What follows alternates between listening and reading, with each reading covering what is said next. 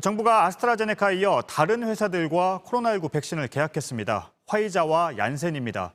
원래 밝혔던 물량보다 더 많이 계약했습니다. 먼저 얼마나 확보했고 언제쯤 맞을 수 있는지 이한주 기자가 보도합니다. 정부가 더 계약했다고 밝힌 백신은 모두 1,600만 명분입니다. 화이자 1,000만 명분, 얀센 600만 명분입니다. 얀센 백신은 원래 계획보다 200만 명분을 더 확보했습니다. 얀센 백신은 한 번만 맞으면 됩니다. 냉장 상태로 적어도 3개월을 쓸 수 있어 유통도 편리합니다. 화이자 백신은 영하 70도에서 보관해야 하지만 예방 효과가 95%입니다. 현재까지 나온 백신 가운데 가장 높습니다. 국제 프로젝트인 코백스 퍼실리티를 통한 1천만 명 분도 계약을 앞두고 있습니다. 이제 남은 건 모더나입니다. 예정대로 내년 1월에 계약을 하면 1,000만 명분을 더 갖게 됩니다. 이렇게 되면 모두 4,600만 명이 접종할 수 있습니다. 전 국민의 89%입니다.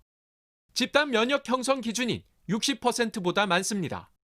접종도 서두를 계획입니다.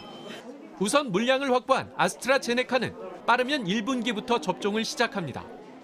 이어 2분기 얀센과 3분기 화이자 순입니다.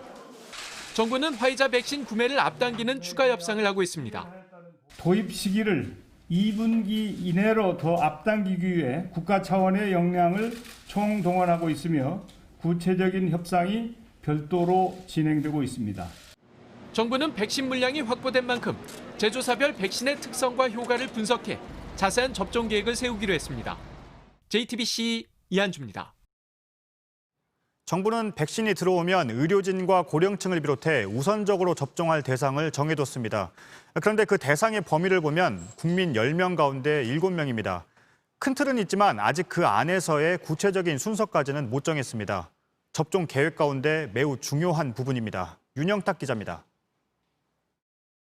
코로나19 백신이 도입되면 누가 먼저 접종을 하게 될까? 정부는 준비하고 있다고 했습니다. 백신의 특성에 따라서 그리고 백신의 효과성 이런 것들을 고려해서 접종 대상자들을 선정하고 단계적으로 접종을 지금까지는 나이와 사는 곳, 직업과 만성질환 여부 등으로 우선 접종 대상자를 나눴습니다. 고령층, 요양기관 등 집단시설에 사는 사람, 성인 만성질환자 등 취약계층, 여기에 의료진과 소방, 경찰 공무원, 군인, 교육시설 근무자들이 해당됩니다. 이들에 대한 접종은 내년 11월까지 마치겠다고 했습니다. 문제는 대상자만 우리나라 인구의 70%, 3,600만 명에 이른다는 점입니다. 연령대는 어떻게 세분화할 것인지, 만성질환은 어떤 병까지 인정할 것인지, 의료진은 몇 번째로 접종할 것인지 우선순위를 정하는 작업이 필요합니다. 사회적 합의가 이루어지지 않으면 문제가 될 수 있습니다. 미리미리 그거를 투명하고 왜 이렇게 정했는지 근거 알리고 놓치는 부분도 있단 말이에요. 의견 수렴도 하고. 영국은 요양원에서 일하는 사람과 머물고 있는 고령층을 1순위로 정했습니다. 그 다음은 의료진과 80살 이상으로 정했습니다. 이후론 5살 간격으로 순위를 잘게 나눴습니다. 일본은 심장병과 당뇨병 등 14종을 기초질환자로 묶어 3순위에 넣었습니다. 방역당국은 다음 주 월요일 접종 계획을 발표할 방침입니다. JTBC 윤영탁입니다. 준비할 게 또 있습니다. 백신을 어떻게 의료기관까지 보낼지 그리고 어떻게 보관할 건지입니다. 특히 화이자의 백신은 영하 70도를 유지해야 합니다. 또 예행 연습과 부작용에 대비하는 지침도 필요합니다. 지금부터는 백신을 들여올 준비를 제대로 해놓는 게 중요합니다. 이희령 기자입니다. 군용 차량이 도로를 달립니다. 멕시코에 도착한 화이자 백신을 옮기는 겁니다. 007 작전 같습니다. 멕시코는 오늘부터 접종을 시작합니다. 인도에선 다음 달 접종을 목표로 현재 시설 준비가 한창입니다. 우리는 어떨까? 우리 정부가 계약을 마친 화이자 백신은 영하 70도의 온도를 유지하며 유통돼야 합니다. 차량엔 당연히 초저온 냉동시설이 있어야 합니다. 그렇게 옮기고 나면 초저온 냉동고에 넣어야 합니다.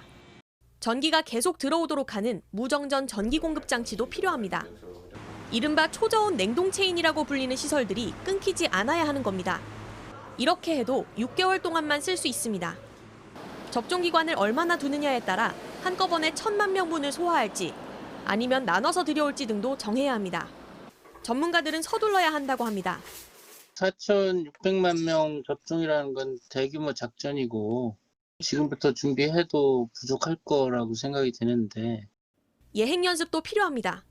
특히 부작용에 대비할 수 있는 자세한 지침도 필요합니다.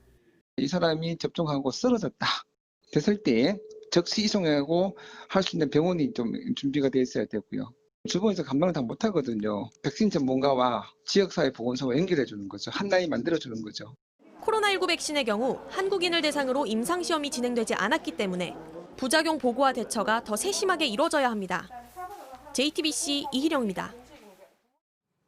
백신을 들여올 준비를 하기 위해선 우리보다 앞서 백신을 맞고 있는 미국을 참고할 필요가 있습니다. 지난주부터 화이자 백신 접종에 들어간 의료 현장을 저희 취재진이 직접 가봤습니다. 영하 70도를 유지해야 하는 화이자 백신을 어떻게 보관을 해서 접종을 하는지 확인했습니다. 볼티모어에서 김필규 특파원입니다. 이곳 볼티모어에 있는 사이나이 병원은 지난주 화이자 백신이 들어와 초기에 접종을 시작한 곳 중 하나입니다. 백신을 직접 맞은 의사들과 이야기를 나눠봤습니다. Great. It felt just like a flu shot. My arm was sore for, a couple hours afterwards, and that's it. 접종을 맞은 다른 의료진에도 어지러움이나 알레르기 같은 부작용은 없었다고 했습니다. 시나이 병원에 백신이 들어온 건 지난 16일. 꽁꽁 포장돼 옮겨진 박스에는 초저온을 유지하기 위해 드라이 아이스가 가득 차 있었고 내부 온도를 화이자 본사에 실시간 전달해주는 센서와 GPS 장치까지 달았습니다. 작은 약병을 빼곡히 담은 이른바 피자 박스라는 트레이째로 영하 70도의 특수 냉동고에 넣습니다. 여기서 30일까지 보관할 수 있습니다. 병원에서 마련한 냉동고는 한 대당 $20,000, 우리 돈으로 2천만 원이 넘습니다. 집단 면역까지는 갈 길이 멀지만 병원 분위기는 벌써 달라졌습니다. Now I think the problem is burnout.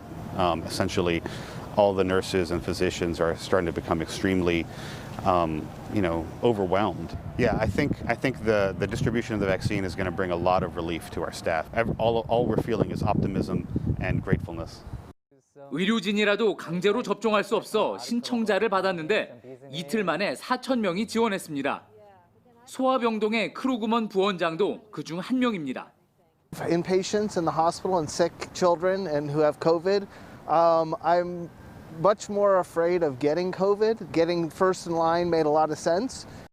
접종을 마친 의사와 간호사들은 소셜미디어에 인증사진도 올렸습니다.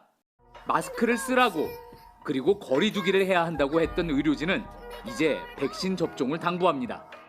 We wouldn't ask you to do something we're not doing. In addition, we've read the studies and we know the data, and it's a very, very safe vaccine that is very effective. 볼티모어에서 JTBC 김필규입니다.